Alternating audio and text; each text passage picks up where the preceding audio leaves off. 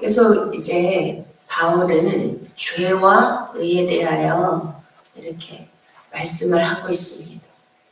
우리가 전에는 죄의 종이었는데 지금은 이제 의의 종, 그리고 우리가 전에는 율법 아래에 있었지만 이제는 은혜 아래에 있는 자, 이렇게 대조하면서 말씀을 하고 있습니다. 우리는 본래부터 죄의 몸을 가지고 태어났다고 하지 않습니까?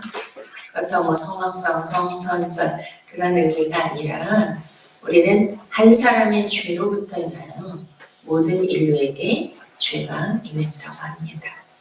그러면은 죄라는 거는 뭐라 그랬어요? 하마르티아. 그러니까 하나님의 그 관역에서 벗어났다, 빗나갔다. 그러니까 하나님은 이제 그 하나님의 그 룰이 있다는 거죠. 근데 그 하나님의 뜻, 하나님의 율례, 규례에서 벗어난 것이 죄다, 하마르티아다. 근데 그것이 뭐 우리가 율법을 반드시 지켜야만 하마르티아가 아니다, 이런 의미가 아니라는 것을 계속 말씀해주고 있습니다. 죄의 결과는 오늘도 우리가 말씀에 죄는 뭐예요? 죄의 싹은 사망이요. 예수 그리스도 하나님의 은사는 그리스도 예수 주 안에 있는 영생이니라. 할렐루야.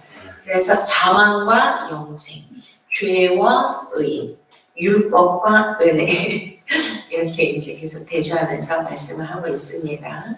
근데 우리가 뭐 죄 아래 놓여 있지 않고 은혜 아래 놓여 있다. 또 우리가 법 아래 있지 아니하고 우리가 은혜 아래 있으며 우리는 의의 종이 되었다고 선포하고 있습니다. 그런데 우리가 그렇게 자유롭게 죄에 대해서 완전히 100% 자유해서 저와 여러분이 사시나요? 그렇지 않은 것 같습니다. 저는 오늘도 계속 제 자신이 나는 왜 이러는 거야? 왜 이런 진짜 실수를 하는 거야?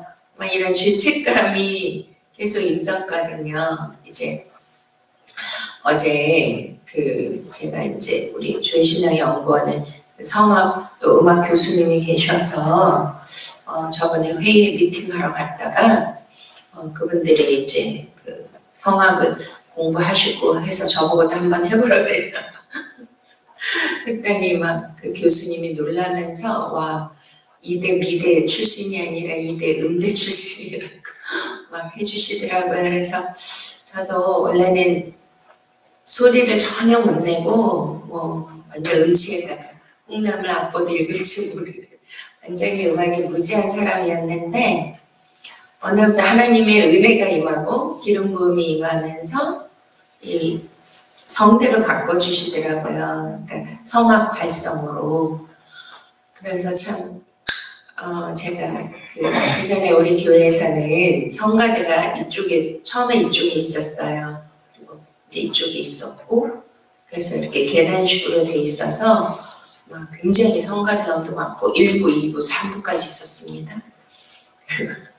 근데 수준 높은 그러한 이제 성가대였습니다. 또 유명한 뭐 오르가니스트부터 피아니스트부터 지휘자 다 이렇게 있었고 부활주일날이든지 이제 추수감사주일 또 크리스마스 때 칸타타를 했어요. 그러면은 그때 완전히 뭐 연극 성극하는 것처럼 유대 복장을 다 이제 제가 조금 이제 그걸 도와드렸는데 연출하고 그 복장하고 이 무대 화장. 근데 마리아 역을 2번이나 제가 했거든요. 와, 어머니 마리아 또 처녀 마리아. 전 정말 하나님의 은혜였던 것 같습니다. 근데 이제 그걸 하고 나서 거기 목사님이 이제 누가 기부했다고 하시면서 그 화장품 박스를 또 하나 주시는 거예요, 봉투를. 그래서 이제 그거를 가지고 지하철을 기다리고 있는데 그걸 옆에다 두고 카톡을 그동안 못 해가지고 계속 카톡하다가 지하철 이제 오잖아요, 삥하고. 그래서 왔구나 그러고 얼른 이제 왜냐면 사람들이 굉장히 많이 기다리고 있었어요. 그래서 막 물 밑에 들어가서 나도 얼른 들어갔어요. 그리고 한참 이제 가다가 오늘 참 은혜가 많았고 선물 주셔서 감사합니다. 후기 인사를 딱 올리려는 순간 뭐가 허전한 거예요. 아무리 찾아봐도 그게 없는 거예요. 그랬더니 그걸 두고 내린 거예요. 그래가지고 막 지하철역에 그 분실물 센터에 전화를 이제 처음 해본 거죠. 그랬더니 그 목사님이 또 와서 누가 다행히 분실물 센터에 갖다 놓은 거예요. 와, 우리나라 좋은 나라.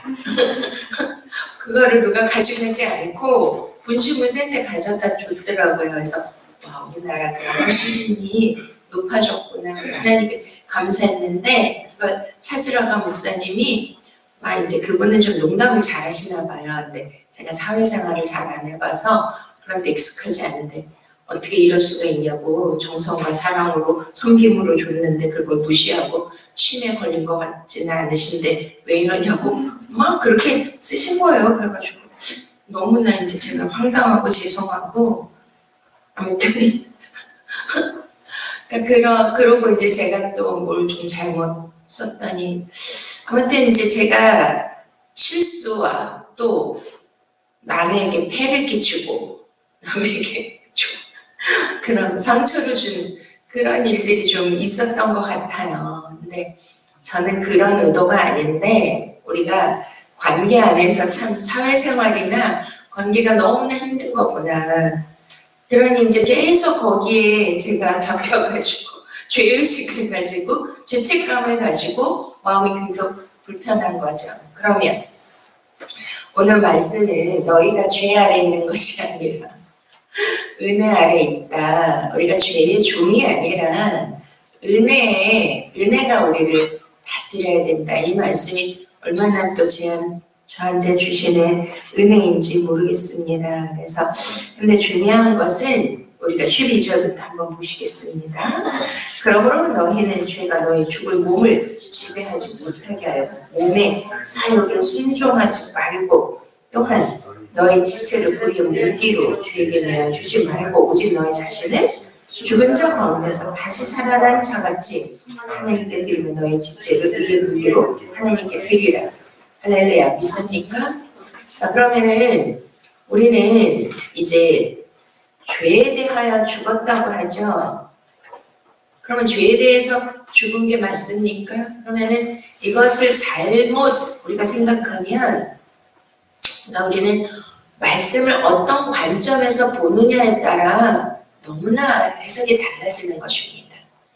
그러면 우리가 죄 아래 있지 않고 은혜 아래 있으니까 은혜라는 것은 카리스, 그냥 값없이 무조건적인 주시는 하나님의 사랑과 선물, 공일과 자비, 용서, 이것을 우리가 생각하지 않습니까? 그러면은 이것을 어떻게 잘못하면은 우리가 죄를 지어도 되는가? 죄를 지어도 뭐 아무렇지도 않게 죄의식도 가지면 안 되고 죄책감도 느끼면 안 되고 죄의 종이 되면 안 되니까 그냥 은혜만 생각하고 은혜로다 그러고 막 기쁘게 살면 되니까 이런 거에 대해서 좀 많이 헷갈리지 않습니까? 근데 여기서 우리가 중요한 것은 자, 우리 한번 지금 갈라디아서 5장을 한번 보시면서 이 말씀을 같이 살펴보도록 하시겠습니다. 자, 갈라디아서 5장 16절부터 말씀을 보시겠습니다. 내가 이르노니 너희는 성령을 따라 행하라. 그리하면 육체의 욕심을 이루지 아니하리라. 육체의 소욕은 성령을 거스리고 성령은 육체를 거스르나니 이 둘이 서로 대적함으로 너희가 원하는 것을 하지 못하게 하려 함이니라. 너희가 만일 성령의 인도하시는 바가 되면 율법 아래에 있지 아니하리라. 육체의 일은 분명하니 곧 음행과 더러운 것과 호색과 우상 숭배와 주술과 원수 맺는 것과 분쟁과 시기와 분쟁과 당짓는 것과 분열함과 이단과 투기와 술 취함과 방탕함과 또 그와 같은 것들이요 전에 너희에게 경계한 것 같이 경계하노니 이런 일을 하는 자들은 하나님의 나라를 유업으로 받지 못할 것이요. 아멘. 그러니까 우리가 은혜 아래 있다고 해서 맘 놓고 죄와 상관없이 사는 그것이 아닙니다. 그러면 그 은혜가 값싼 은혜가 된다는 것입니다. 방종이 되는 것입니다. 자유도 우리가 자유를 어떻게 누리느냐에 따라서 달라지지 않습니까? 우리가 너무나 지나치는 과유불급이라고 하는데 그 강조이 되면은 안 되는 것입니다. 그래서 여기에서 우리가 어떻게 의의 종이 될 수 있는가? 왜 우리는 죄의 종으로 살면 안 되는가? 죄의 종의 그런 특징은 무엇인가에 대해서 갈라디아서를 통하여 우리에게 분명히 말씀해주고 있습니다. 너희가 죄가 너희 죽은 몸을 지배하지 못하도록 무엇을 하지 말라 그래요? 여기에 나오죠. 몸의 사욕에 순종하지 말고. 따라 하시겠습니다. 몸의 사욕에 순종하지 말라. 몸의 사욕에 순종하지 자, 그러면 여기서 갈라디아서 5장 17절은 뭐라고 그래요? 육체의 소욕. 그러니까 몸의 사욕, 육체의 소욕 같은 의미입니다. 그러니까 하나님은 우리를 이렇게 만드셨잖아요. 근데 우리가 인간의 그 존엄성을 가졌지만 또 우리는 뭘로 분류가 되냐면 동물입니다. 우리가 이제 생물만 아까 뭐 미생물 이렇게 얘기하셨는데 우리가 식물이 아니고 동물의 그 포유류에 해당되잖아요. 그러니까 뭘 가졌냐면 그 본능적인 그런 육체의 어떤 본능, 그 육신의 정욕 이런 것들이 있죠. 그래서 요한일서에 우리가 뭐가 있다 그래요? 육신의 정욕, 안목의 정욕, 이 세상의 자랑. 그러니까 육체의 소욕 그리고 지금 몸의 사욕. 여기에 뭐 하지 말라고 합니까? 여기에 순종하지 말고 너의 지체를 불의의 무기로 죄에게 내주지 말라. 그러면은 우리가 지금 신앙생활을 할 때 굉장히 힘든 게 있잖아요. 그러니까 육체라는 거는 이런 몸도 말하지만 우리의 혼적인 것도 말씀하고 있는 것입니다. 그래서 로마서에는 육과 영을 계속 대조하면서 말씀하고 있는데 육이라는 거는 사르스 이런 우리가 만져지는 물질적인 그러한 육체 그것도 있지만 그 안의 소욕과 또한 인간의 그러한 인본주의적인 사고방식 그리고 이념들 자기가 살아왔던 그런 태도와 습관, 관념 모든 자기 인생의 모든 토대 그 위에 자기가 어떤 것을 구축하고 살잖아요. 인생은. 그러니까 인간의 힘과 의지와 방법으로 구축되고 만들어진 자기 자신의 어떤 틀 그리고 욕심, 계획 이 모든 것을 다 통틀어서 전반적인 모든 것을 다 뭐라고 하냐면 육의 개념으로 말씀하고 있습니다. 그게 뭐냐면 몸의 사욕이고 육체의 소욕입니다. 자 그러면은 우리가 다시 아까 갈라디아서 그 5장에 성령을 따라 행하는 것과 육을 따라 행하는 것에 이제 차이점. 그러면 성령의 일이 아닌 육체의 일은 분명하다고 나오죠. 그래서 여기에서 열거한 것에 저는 0.1% 1도 여기에 속하지 않습니다. 하시는 분 계시나요? 인간은 이게 죄의 몸으로 일단 하나님이 만들어 놓으신 거기 때문에 그래서 이제 그게 있는 거예요. 중력의 법칙이라는 게 있잖아요. 중력의 법칙이 그런 어떤 이제 그 극과 극 좌석의 원리 같이 우리를 이제 지구라는 이런 커다란 그 입체 덩어리 안에 뭐 멘틀 있고 핵이 있고 근데 그 자석과 같은 원리로 우리를 밑에 이렇게 잡아 끌어내리는 그 힘 때문에 우리가 땅을 밟고 걸어다니고 뉴턴이 상어가 떨어지는 그러니까 뭐든지 위에서 밑으로 자꾸 떨어지는 거예요. 그거를 보고 와, 이 떨어지는 힘이 뭐냐 이게 중력의 법칙이 아니겠습니까? 그러면 우리가 지구 안에는 이 중력의 법칙을 우리가 어떻게 바꿀 수가 없어요. 우리가 대기권을 탈출을 해야 중력의 법칙, 중력의 힘에서부터 벗어날 수가 있죠. 그러면 그 막 위로 둥둥둥둥 떠다니잖아요. 우주인들 보면.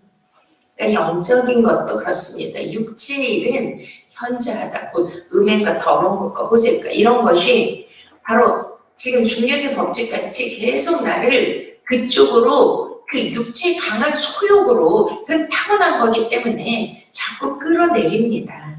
그런데 우리는 이것을 벗어나기를 원하십니까? 벗어나려면 딱 한 가지예요.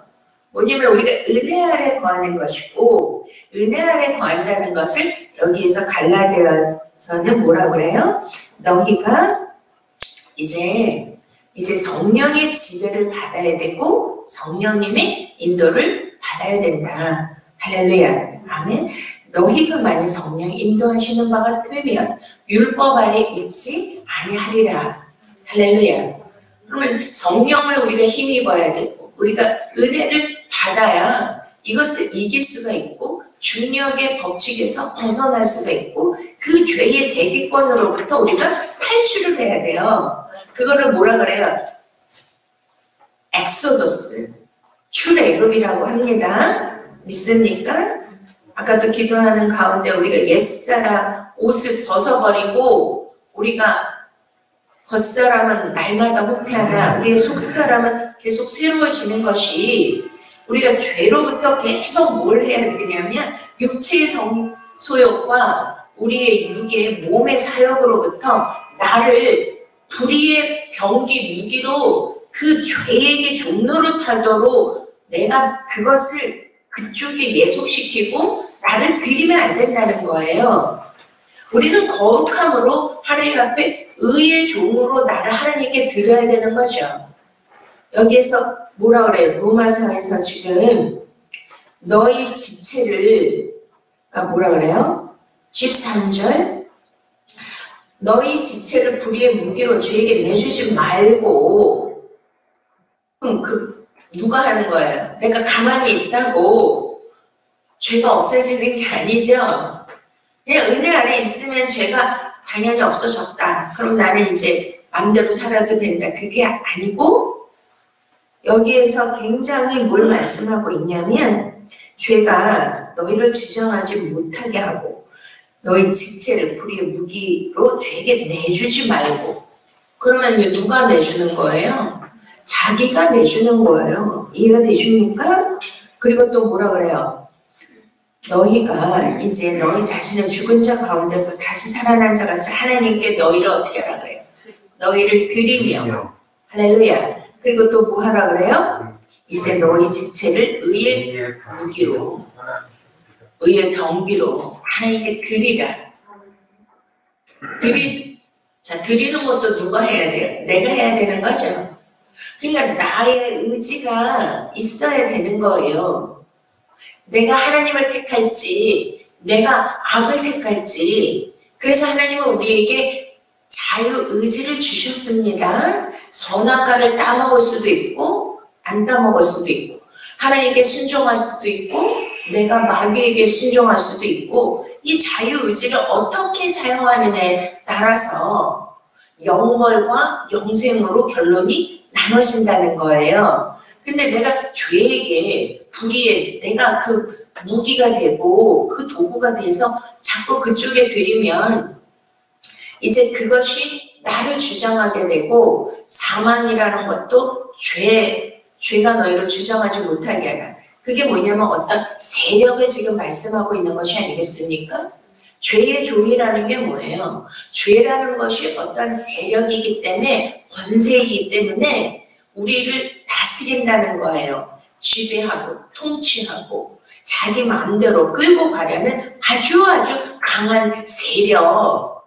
이거를 우리가 자꾸 거기에 끌려가고 그것이 시키는 대로 우리가 살면 절대로 죄라는 거에서 벗어날 수가 없습니다. 지금 이해가 되십니까? 너희가 이제 죄 아래 있지 않다라고 분명히 말씀하셨어요. 그래서 예수님이 2000여 년 전에 이 땅에 오셨고 나의 모든 죄와 사망과 저주를 그분이 대신 지시고 십자가에서 피 흘려 자신의 생명을 물려드렸어요. 하나님께. 의의 도구로 하나님께 온전히 올려드리지 않으셨습니까? 아멘? 그래서 이제 그 원죄가 다 도말되고 사해졌는데 그러면 왜 우리는 아직도 죄의 진상을 느끼면서 죄 아래 있는 것 같고 계속 조금만 잘못해도 막 죄책감에 시달리고 그것에서 벗어나지 못하면서 죄에 나는 종노릇하고 있는 것이 아닌가, 이런 괴로움이 있다라는 것입니다. 그런데 우리는 끊임없이 뭘 해야 되냐면, 우리가 이제 막 산에 올라가거나 계단을 올라가면 막 숨차고 너무너무 힘들잖아요. 막 땀이 나고. 그래서 죄를 지었을 때 아담에게 하나님이 창세기 3장에 너가 하나님의 말씀에 불순종하고 하나님이 먹지 말라고 한 선악과를 따먹고 그 여자가 준 것을 네가 말을 들어서 먹었기 때문에 너는 진짜 이 땅의 저주를 받아. 수고하고 뭘 해야 돼요? 네가 땀이 이제 얼굴에 땀이 흘러야 이제 식물을 먹고 이제 빌경 하나님께 그 흙으로 돌아간다. 그러니까 수고하고 땀을 흘려야 뭘 먹을 수 있어요? 소산을 먹을 수가 있는 것이죠. 그러니까 그렇기 때문에 우리는 그 소산을 먹는다고 일부러 우리가 뭐 농사 짓고 뭐 열심히 일을 해야 뭐 먹고 살 수 있다. 그건 당연한 거고, 영적으로는 영의 양식을 먹으려면 우리가 영이 이제 단절되고 죽은 상태였잖아요. 아담이 범죄했을 때. 근데 뭘 해야 돼요? 수고하고 땀을 흘려야 소산을 먹죠.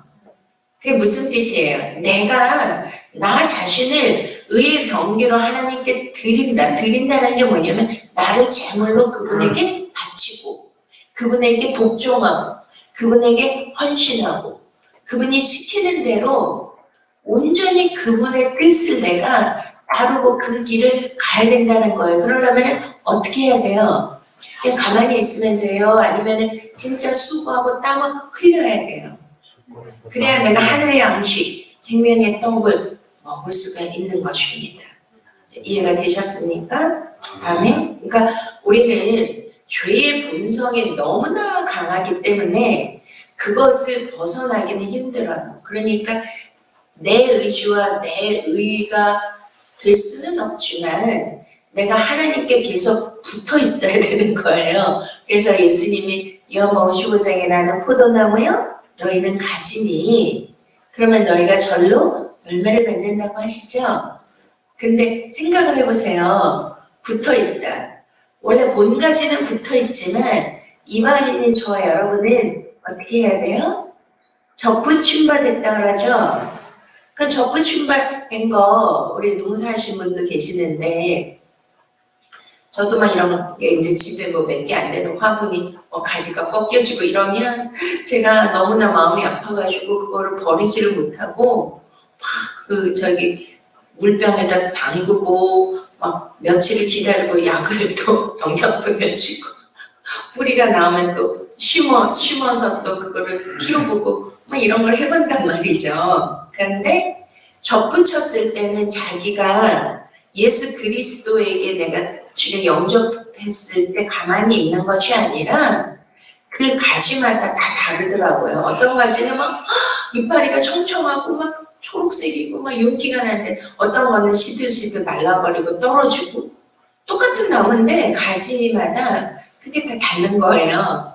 뭐냐면 내가 접붙임바 되었으면 그 뿌리로부터 진액과 원액을 따라서 진짜 어린아이가 젖 먹을 때 너무너무 힘들다고 하잖아요. 그러니까 젖바는 그 힘으로 우리가 해야 된다 이런 표현을 하듯이 그렇게 막 진짜 온몸과 온 힘을 다요.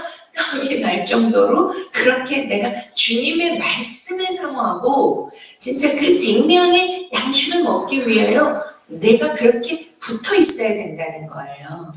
그리고 빌립보서 2장 14절에 우리가 두렵고 떨림으로 구원을 이루어 가라 말씀하시죠. 이게 뭐냐면 이루었다 완료형이 아니라 현재 진행형입니다. 그리고 절로 과실을 맺고 하는 것도 지금 내가 예수 그리스도 오시는 날까지 내가 그에게 붙어 있어야 돼요. 붙어 있는데도 병들거나 시들면 안 돼요.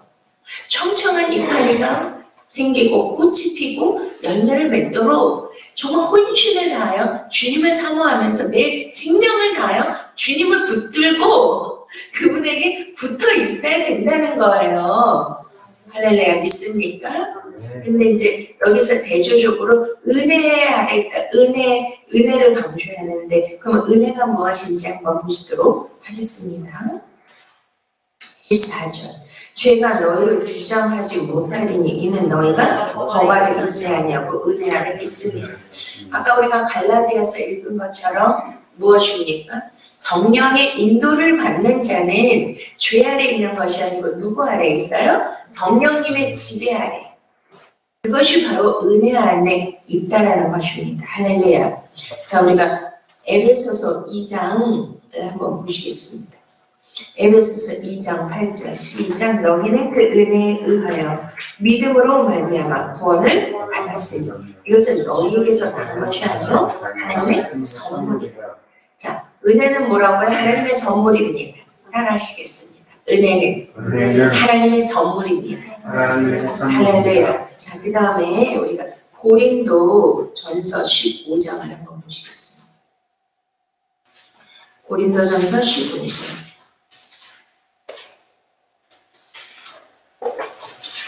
자, 고린도 전서 15장 10절 한번 읽겠습니다. 그러나 내가 받은 것은 하나님의 은혜로 된 것이니 내게 주신 그의 은혜가 헛되지 아니하여 내가 모든 사도보다 더 많이 수고하였으나 내가 한 것이 아니요 오직 나와 함께 하신 하나님의 은혜로다. 할렐루야. 우리 그 찬양 있죠? 하나님의 은혜. 나를 지으시니가 하나님, 나를 뭐죠? 보내시니도 하나님, 나를 부르시니도 하나님, 나의 나 된 것은 다 하나님 은혜라. 이따 부를 건데 이따 아까 주보 보니까 2부의 특송이 하나님의 은혜예요. 신기하죠? 근데 여기에서 사도 바울이 지금 나의 나 된 것은 하나님의 은혜다 이렇게 고백하고 있습니다. 할렐루야. 그러니까 이 은혜라는 거에 대해서 우리는 깊이 좀 생각을 해봐야 될 거예요. 나에게서 격발된 것이 아니라 하나님께로부터 일방적인 은총과 은혜로 우리에게 주어졌다. 그래서 와, 성경에 은혜라는 단어가 굉장히 많이 나오거든요. 그리고 사람들이 왜 성령 충만하면 무슨 단어를 많이 써요? 은혜요. 정말 은혜 받았어요. 모든 게 은혜요. 막 이러잖아요. 와, 성경에 전체 275번이나 나온대요. 그리고 은총, 자비 이것까지 합하면 40몇 번, 막 300번이 훨씬 넘고, 그리고 로마서에서만 은혜라는 단어가 막 112번이나 나오고, 진짜 그러면 사도 바울은 어떤 사람이에요? 와, 신약 성경 2분의 1 이상이 누가 지은 거예요? 누가 쓴 거예요? 사도 바울이. 그러니 사도 바울은 만삭되지 못한 자가 사도가 되었고, 그리고 자기가 다메섹 도상에서 예수님을 만났죠. 근데 그 전에 막 예수 믿는 사람 핍박하고 잡아가두려고 막 살기가 든든했는데, 와, 다메섹 도상에서 예수 그리스도를 진짜 실질적으로 만나면서 완전히 변화돼서 딴 사람이 되었습니다. 사도라는 건 보내심을 받은 자, 부활의 목격과 증인이 사도였어요. 그러니 예수님의 12 제자, 가룟 유다를 제외한 그들만 사도예요, 공식적인. 근데 이는 자기가 막 사도라고 했잖아요. 그러면서 사도로서 자기는 어마어마한 일을 했다. 그렇지만 이게 자기가 한 것이 아니라 모든 것이 하나님의 은혜다. 할렐루야. 그러니까 정말 이 은혜라는 거를 우리가 생각을 해볼 때, 저도 보면 진짜 뭐 제가 한 게 아무것도 없더라고요. 그래서 하나님의 은혜, 나를 지으시니도, 나를 보내시니도, 나를 만드시니도, 진짜 하나님의 은혜고, 제가 진짜 저도 대학 졸업할 때까지 송환계 나가기 전까지 불신자로 살았고, 그렇게 살다가 갑자기 이제 부르심을 받아 사모가 됐고, 또 목사까지 됐고, 오늘날은 또 삼백동서세계선교회 대표 섬김이가 됐고 또 주의 신화 연구 학장이 됐고 와 우리 진짜 하나님이 너무나 많은 은혜를 베푸시는 거예요. 근데 진짜 저는 하나님 앞에 고백합니다. 이 모든 것은 진짜 하나님의 은혜입니다. 아멘. 사도 바울의 고백이 제 고백입니다. 정말 저는 아무것도 아니고 저도 만삭되지 못해서 태어난 자이고 7단 반만 몸도 약하고 마음도 여리고 이렇게 마음이 여려서 무슨 일을 할까 정말 사회생활을 할 수 없고 대인관계를 할 수 없을 정도의 그런 여리고 부족하고 진짜 죄인 중에 괴수이고 무능한 자인데 어떻게 이런 하나님의 놀라운 사역을 맡았으며 감당할 수 있는가. 그래서 참 많은 영적 전쟁도 있지만 한 번도 저는 두려워하거나 그럴 필요가 없다고 생각을 해요. 왜? 하나님의 은혜에서 출발을 했고 하나님이 시작하셨기 때문에 하나님 안에 있으면 은혜 아래 내가 있으면 그 모든 것을 하나님이 이루실 것을 믿기 때문입니다. 있습니까? 아멘. 그래서 우리가 은혜 아래 있다라는 것은 죄의 세력, 나의 부족하고 나의 무능한 것, 나의 정말 그 육체의 소욕과 사욕이 얼마나 많습니까?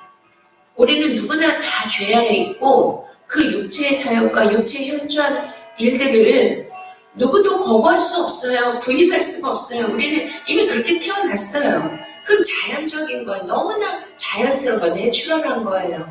근데 그거를 부인하고 뭐 그럴 필요는 없어요. 그러나 중요한 것은 죄가 많은 것에 은혜가 많다고 하셨잖아요. 그 뜻은 그렇다고 막 죄를 일부러 짓고 방종하고 그런 것이 아니라 사도 바울이 와 나는 예수님을 대적하는 자였고 예수님 믿는 자를 핍박하는 자였고 그리고 막 가말리아생 문화쟁이고 그리고 율법학자고 막 바리새인이고 이런 진짜 은혜와 복음과 완전히 반대편에 서 있었던 그러한 자였는데 이것을 바꿔주신 분이 누구예요? 성령님이시라는 거잖아요.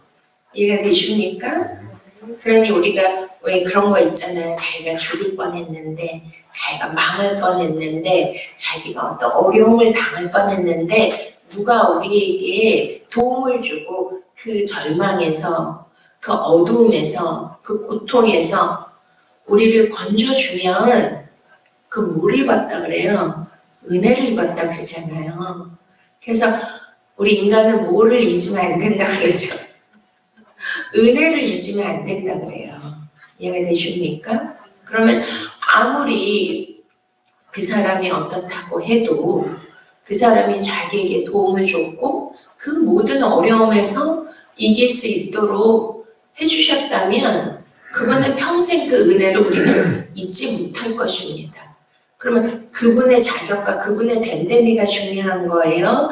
아니면 그분이 나에게 은혜를 베푼 그 도움과 그 사랑과 그것이 더 중요하게 느껴지지 않습니까? 그래서 그를 위하여 우리는 뭐든지 할 수 있다는 그런 마음에 감동이 있는 것처럼 그것만 생각하면 된다는 거죠. 하나님이 내게 베푸신 내가 이러한 죄인임에도 부족함에도 정말 이런 걸 감당할 수 없는 아무 자격이 없는 자임에도 불구하고 하나님은 강권적인 은혜를 부어주심으로 하나님의 성령의 능력이 나를 사로잡아서 할렐루야 나를 이끌어 가신다. 믿습니까? 자꾸 내가 나의 부족한 거, 연약한 거, 죄를 자꾸 생각하고 고민하고 연구하고 죄만을 들여다보고 있으면 은혜는 어떻게 되는 거예요? 은혜는 어느덧 어디 갔지 은혜가? 근데 우리가 은혜에 집중을 하면 지금 무슨 얘기인지 아시겠어요? 하나님의 사랑에 집중을 하면 하나님의 말씀의 복음에 집중을 하면 주님이 나를 위해서 얼마나 큰 희생과 사랑을 베푸셨는가에 집중을 하면 그러면 그 사랑의 부음바가 되어서 우리가 죄를 질 수 있을까요? 없을까요? 저는 이제 다윗의 시편 51편을 참 마음에 굉장히 깊이 제가 성령 안에서 묵상하고 많이 느끼고 있습니다. 그것은 뭐냐면 다윗이 정말 하나님의 마음에 합한 자라고까지 했는데도 하나님께 완전히 우리보다 훨씬 극악무도한 범죄를 했잖아요. 뭐죠? 간음죄를 졌고 또 거짓말을 했고 살인죄까지 지었고 그것을 완전히 뻔뻔하게 그것을 막 그 죄를 지은 거를 가리고 이렇게 한 것이 진짜 하나님 보시 무슨 이런 극악무도한 죄인이 있어 라고 하실 수 있는데 대전하는 내 죄가라오니 내 죄가 항상 내 앞에 있나이다. 근데 이제 나단 선지자가 왔을 때 바로 그가 고백을 해요. 나는 죄인이다. 근데 거기서 가장 내 가슴을 막 진짜 후벼 파면서 내 가슴을 울린 게 뭐냐면 성신을 내게서 거두지 마시옵소서. 아멘. 나를 주 앞에서 쫓아내지 마시오. 주의 성신을 내게서 거두지 마소서. 이게 뭐냐면 은혜 아래 있는 거예요. 죄의 종이었는데 뭘 더 찾은 거야? 나는 하나님 없이 살 수 없다. 하나님의 은혜 아래는 은혜 없이 살 수 없다. 성신, 성령을 거두면 나는 끝이다. 나는 왕이고 뭐고 통일 왕이고 뭐 다 소용없다. 내게 가장 중요한 내 안에 성령을 거두지 마시옵소서. 아멘. 그리고 하나님이 구하시는 제사는 상한 쉰령. 그 뜻이 뭐냐면 우리가 이렇게 여기 이제 막 가족들이 있잖아요. 부모님과 자녀들이 있는데 제일 중요한 거는 자녀가 철들었을 때 뭐를 느끼냐면 내가 이렇게 하면 엄마 아빠 마음이 너무 아프겠구나. 그러면은 내가 더 아픈 거야. 그러니까 상한 쉰령이라는 건 뭐냐면 하나님이 구하시는 제사는 상한 쉰령이라. 하나님이 상하고 통회하는 마음을 주께서 멸시치 않으시리. 할렐루야. 그러니까 하나님이 아버지가 나를 너무나 사랑하시고 진짜 목자였는데 목동인 비천한 천한 아무도 알아주지 않고 아버지 이세와 형들로부터 왕따 당하고 버림받은 진짜 그 다윗을 배우지도 못했고 뭐가 없잖아요. 수군 키면서 목동일만 했는데 그를 완전히 높여주셨잖아요. 기름 부으셔서. 그리고 얼마나 많은 사랑을 베푸셨으니까. 그 은혜 이해되시죠? 그 은혜를 잠시 잊을 수도 있어요. 우리는 다 죄인이에요. 육체의 소욕을 거스르기 어려운 그런 연약한 존재들이에요. 그럼에도 불구하고 지금 하나님이 원하시는 것은 상한 쉰령이라는 거예요. 우리가 그 하나님의 그 은혜와 그 자비, 그래서 상하고 통회하는 마음을 주께서 절대 멸시하지 못하신 것을 믿으셔야 돼요. 믿습니까? 그러면 하나님의 기대가 있었는데 그 기대를 내가 저버리고 잠시 죄악의 길로 죄의 종이 된 것이 그것이 아버지의 마음을 얼마나 아프게 했는가에 대한 그 상한 마음이에요. 상한 마음이 뭔지 아시겠죠? 죄가 뭔지 아시겠죠?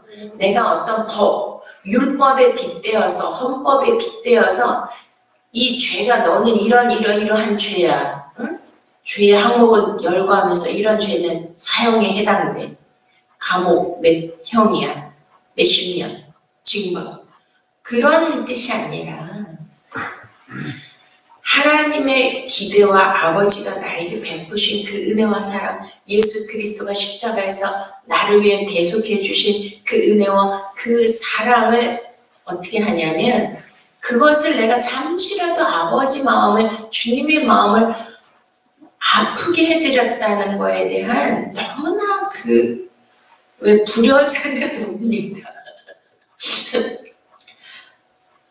그거 아시죠? 장례식에서 제일 많이 우는 사람이 누구였어요? 불효자였다는 거 아니에요. 왜냐면 부모님 살아계실 때 내가 이렇게 해드리고 부모님 살아계실 때 내가 왜 그렇게 힘들게 해드렸을까 그러고 막 가슴을 치고 통곡을 하며 막 후회하는데 소용이 없잖아요. 그러니까 있을 때 잘하셔야 합니다. 그러니까 그 마음, 그게 상하고 통해하는 마음이에요. 근데 부모님 돌아가신 다음에 하면 안 되죠? 부모님 살아계실 때 그 상하고 통해하는 마음 믿습니까? 그 부모님의 마음, 하나님 아버지의 마음, 주님의 마음을 알고 그 은혜 아래 있는 것, 그것을 깨달으면 그럼 다윗이 그 이후에 어떻게 살았을까요? 이해가 되십니까? 아멘? 그러니까 우리는 뭐 반복적으로 죄를 질 수도 있지만 우리가 그 은혜를 깨닫는 것을 가장 하나님은 기뻐하신다는 것입니다. 제가 소망교회 이제 처음 나갔잖아요. 근데 이제 누가 주일만 이제 마당끝만 밟는 그런 초신자였습니다. 대학원 때 이제 소망교회 다녔는데 수요 예배를 한번 와보라는 거예요. 곽선희 목사님 말씀이 너무나 막 은혜가 있다고. 근데 그때 저는 초신자였기 때문에 기독교 용어를 몰랐어요. 쓰지가 않으니까. 형제님, 자매님도 몰랐어요.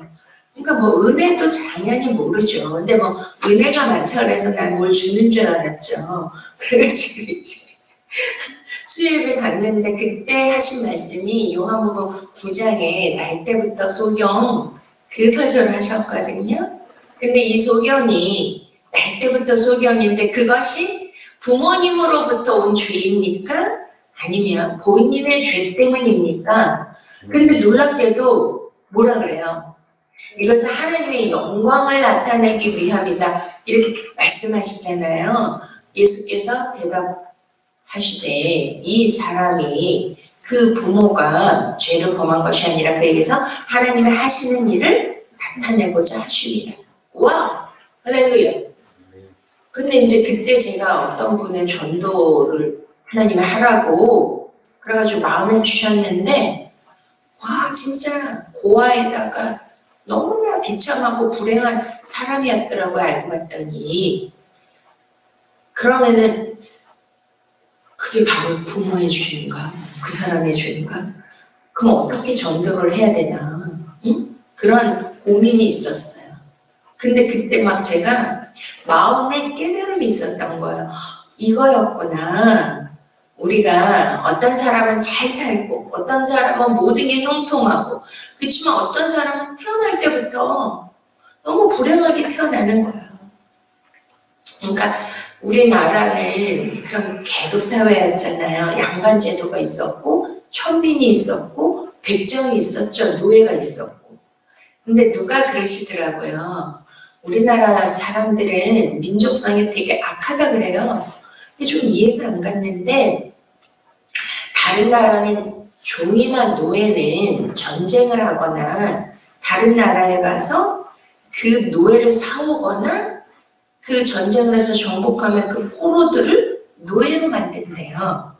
근데 우리나라 민족인데도 혈통인데도 노예로 만든다는 거예요. 종으로, 천민으로.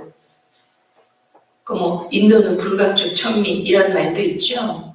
그러니까 완전히 계급 사회에서 한 번 종으로 태어나면 어떻게 돼요? 종의 문서가 계속 물려받아서 그가 그 신분에서 벗어날 수가 없는 거예요.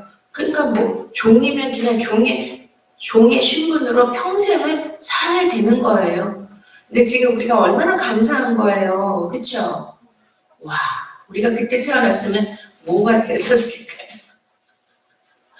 그런 것처럼 이제 신분을 바꾸거나 자기가 속수조를 물고 태어나서 어떤 방법이 없잖아요. 지금은 뭐 자유시대지만 그래도 경쟁시대이기 때문에 자기가 타고난 것을 벗어나기가 쉬운 거는 아닙니다. 그러니 불행하게 태어났고 또 그런 모든 환경이 불행할 수밖에 없고 노력해도 안 되고 그러니 그거를 뭐 예수 믿으세요. 예수 믿으면요 부자 되고요. 예수 믿으면 건강 그런 차원이 아니라 뭔가 존재론적인 그런 의문을 깨우쳐 줘야 되지 않나 이런 생각을 했는데 그때 와 이거는 불행한 일을 당한 것은 하나님의 일을 나타내기 위함이었구나. 할렐루야. 그거를 깨달으면서 저도 모르게 뭐라 그러냐면 와, 저 오늘 은혜 받았어요. 은혜 받았어요. 이게 은혜예요. 막 이런 거예요. 은혜가 뭔지 몰랐는데 그 하나님의 하시는 일을 나타내기 위함이고 우리에게 뭔가 하나님이 주시려는 게 있는 것인데 그게 값없이 주시는 선물이잖아요. 은혜라는 게.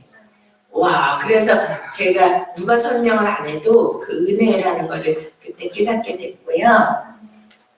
또 우리 교회 간증. 그러니까 이렇게 참 이상해. 저분은 꼭 저분 얘기를 하려면 꼭 들어오는 거예요. 되게 보람에도 제 말을 온다는. 좀 오시려면 일찍 오셔야지. 할렐루야. 어제 우리 평강 기도관에 우리 김경석 집사님 누님 김복희 생도님이 장문의 글을 올린 거 다 보셨죠? 엄청 은혜가 되지 않습니까? 근데 이분이 뭐 8만 대장경부터 무슨 아무튼 우리가 알지도 못하는 불교에 저렇게 꼭 이때 들어오시더라. 저분은 좀 일찍 오세요. 네? 처음부터.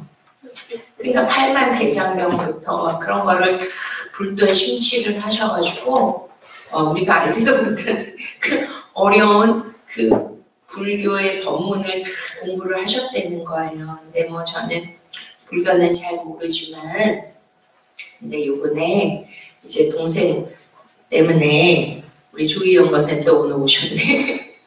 친구인데 이렇게 같이 모시고 와서 첫날 오신 날 마당에서 저랑 만났어요. 만나고 제가 대화를 하고 그리고 그날 조예 아카데미에 들어오시라 그래가지고 그날 와 평강교회 오신 날 처음 날부터 저렇게 오셨거든요. 그러더니 이제 말씀에 은혜를 받으셨어요. 왜냐면 저는 좀 말씀을 깊게 풀기 때문에 그 불도에 좀 깊은 거는 이렇게 좀 통하는 게 있거든요. 그러시더니 이제 계속 교제를 하고 그리고 이제 예배까지 드리게 되면서 우리 성도님이 되셨는데 그렇게 기도하셨다 그러잖아요. 우리 김경석 집사님 그 동생이 그 머리를 다치셔서 그러니까 정말 자기 의지나 자기 힘으로는 살 수가 없는 그 상태인 거예요. 그러니까 무엇을 의지해야만 당신이 살 수밖에 없는 그러한 무기력한 그런 삶이 돼버린 거죠. 그러면 오늘 말씀대로 진짜 그런 불행은 왜 주시는 겁니까? 뭘 잘못했습니까? 이 사람의 죄입니까? 부모의 죄입니까? 그게 아니라 하나님의 일을 나타내기 위함이다. 할렐루야. 따라하시겠습니다. 하나님의 일을 나타내고자 하십니다. 믿습니까? 거기에 포커스를 둬야 되는 거예요. 그게 뭐냐면 은혜입니다. 믿습니까? 나의 불행과 나의 문제에 내가 집중하면 죄의 종이 되는 거고 그럼에도 불구하고 하나님의 일을 나타내기 위하여 하나님이 나를 부르셨다. 할렐루야. 거기에 우리가 집중을 하면 하나님의 은혜가 임하게 되는 줄 믿으십니까? 와, 그러면서 이제 우리 누님이 막 너무 애끓게 동생을 위해서 희생하고 섬기고 막 그 가슴이 찢어 굉장히 주님의 아버지의 마음이 되게 많으신 사랑이 많으신 분이더라고요. 어제 장문의 글을 썼는데 자기가 너무 사랑하고 존경하는 그 부처를 떠나야 됩니다. 왜? 동생이 이제 진짜 하나님 만나서 그 옛사람의 그 모든 육체의 소욕 그 몸의 사욕을 죽이고 할렐루야. 그리고 성령의 사람이 되어서 새 사람이 되면 내가 예수님을 믿겠습니다. 예수님 제자가 되겠습니다. 예수님의 자녀가 되겠습니다. 자기도 모르게 그랬대요. 그리고 이제 저번에 로마서 강해를 할 때 원죄에 대해서 제가 계속 설교했잖아요. 그때 우리 김복희 우리 생도님이 와, 가슴을 후벼 파는 그 말씀이 꽉 꽂혀서 그때 눈물이 쏟아지면서 드디어 독대를 했대요. 부처님하고. 응? 내가 지금까지 일생 동안 당신을 사랑하고 당신을 위해서 이런 은혜와 사랑을 받았는데 이제 이별을 해야 됩니다. 제가 예수님 앞에 가야 돼요. 어쩌면 좋겠습니까? 막 이러네. 막 눈물이 쏟아지고. 와, 표현도 너무나 막 시적으로 아름답게 하시더라고요. 그랬더니 그 부처님이 그러셨대요. 가거라, 걱정하지 말아라. 무념, 무상, 무주란다. 걱정하지 말고 너는 편안히 내가 사랑하는 친구 예수에게로 가거라. 할렐루야. 와, 그 자체가 너무 은혜 아니에요? 와. 그래서 이제 그 머물지 말라. 무주가 뭐예요? 그랬더니 머물지 말고 이제 가라. 다 털고 자유롭게. 할렐루야. 와. 그러니까 이게 이제 거기서 옛사람이 옛 이념과 관념이 나를 사로잡고 있고 내가 그 그늘 아래서 주의 종 아래서 내가 정말 나를 일생을 드리고 그렇게 살았는데 이제는 어떻게 한 거예요? 무주 여기에 머물지 말고 너는 떠나거라. 할렐루야. 와, 아브라함 같아요. 아브라함이 완전히 대라 우상을 만들고 섬기는 그곳에서 갈대와 우르를 떠나 너는 아비집을 떠나 내가 내게 지시할 땅으로 가라. 할렐루야. 말씀을 따라 나왔잖아요. 그랬더니 거기 와 저는 이제 조희의 목사님 제자가 되겠습니다. 그래가지고 이 깊은 성경의 말씀에 이제 영광입니다. 할렐루야. 그래서 와 우리 김경수 지사가 우와 여기 평강교 오더니 진짜 그 기적이 일어났습니다. 성령님께서 붙드셔서 3월 1일 투쟁 항쟁의 그 외침이 있는 독립을 외친 자유를 외친 할렐루야 3.1절 날 조의 신학연구원 개교식 하는 날 우리 동생이 신학생으로 입학했습니다. 와우! 어떻게 이런 기적이 있어요? 제일 힘든 게 뭐냐면 사람이 바뀌는 거예요. 그러니 인간의 힘으로 되지 않고 의지로 되지 않고 오직 은혜 아래 있음을 믿으십니까? 그랬더니 우리 김경수 집사님이 또 평강방에 그러잖아요. 저는 이제 은혜 아래 있습니다. 저는 이제 사도 바울이 되겠습니다. 사도 바울처럼 살겠습니다. 와 얼마님이시라. 이 사도 바울도 죄인 중에 개수였는데 완전히 변화돼서 다메섹 도상. 그러니까 여기가 다메섹 도상이에요. 믿습니까? 얼마나 많은 분들이 변화됐어요. 은혜 안에. 그럼 뭐냐면 그렇다고 내가 완전히 변화돼서 딴 사람을 살면 좋은데 죄의 증상이 몸의 사욕이 어떻게 해요?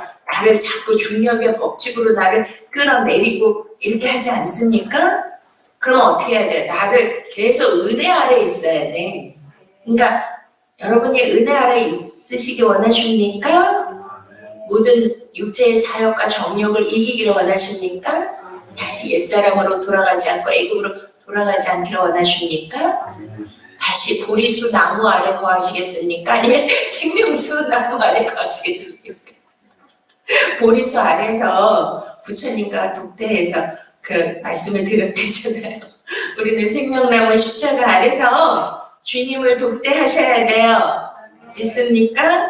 그러니까 주님의 말씀을 영의 양식, 생명의 은혜를 계속 그 은혜를 내가 계속 공급받으면 죄의 여기 들어올 틈을 주지를 말아야 돼요. 그래서 나를 의의 병기로 주님께 하나님께 드려야 된다. 나를 완전히 헌신해야 된다. 할렐루야. 와 그러더니 김경수 집사님이 이제 우리 교회에 사찰 집사님으로 아예 들어오셨어. 그러니까 아침부터 밤까지 교회에서 사시는 거. 그리고 막 말씀을 사모하고 와 어떻게 이런 모델을 우리에게 보내주셨을까요? 우리에게 도전받으라는 거죠. 주 예수 그리스도 안에서는, 성령 안에서는 능치 못함이 없는 일, 불가능이 없는 일. 할렐루야. 믿습니까? 아멘. 할 수 있거든요. 무슨 말이냐? 성령 안에서 능치 못함이 없으리라. 아멘. 다 같이 하시겠습니다. 능치 못함이 없으리라. 그러니 우리가 우리 자녀들이나 또 나의 옛 모습을 보면서 실망하고 좌절하고 그렇게 할 필요가 없어요. 항상 우리는 은혜 아래 거할 때 그 은혜가 나를 사로잡고 성령의 인도하심이 나를 변화시킨다는 것을 계속 선포하고, 나는 더 이상 죄종이 아니다. 따라 하시겠습니다. 나는 더 이상 죄종이 아니다. 나는 더 이상 죄 나는 은혜 아래 있다.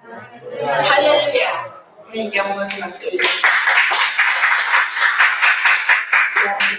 할렐루야. 참 좋으신 하나님, 이런 놀라운 은혜를 주시며 감사합니다. 값없이 주셨습니다. 아무 자격 없는데 주셨습니다. 아무 공로가 없는데 주셨습니다. 아버지, 이제 옛사람을 버리고 죄의 종의 그 권세 아래서 이제 출애굽하여 오직 나를 하나님께 드리는 거룩한 병기로 의의 종으로 살 수 있는 은혜 주심을 감사합니다. 예수 그리스도 이름으로 기도하셨습니다.